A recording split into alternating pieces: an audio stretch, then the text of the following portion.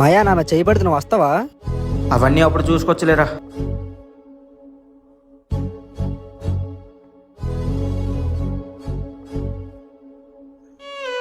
రేయ్ ఇట్రా.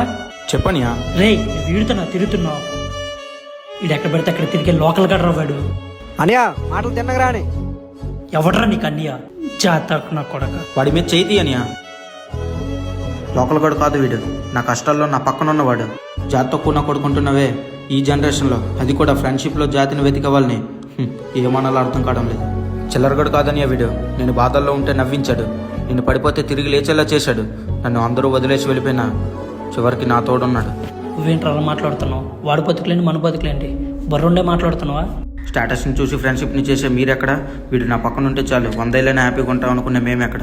నాకు ఈ జాతి ముఖ్యం కాదనియా. పదరా పోదాం. అందరికీ అందుబాటులో ఉన్నవాడికి వాల్యూ ఉండకపోవచ్చు, కానీ నువ్వు కష్టాల్లో ఉన్నప్పుడు అందుబాటులో ఉన్నవాడే నిజమైన స్నేహితుడు. ఫ్రెండ్షిప్లో జాతి మతం చూడకండి ఫ్రెండ్స్.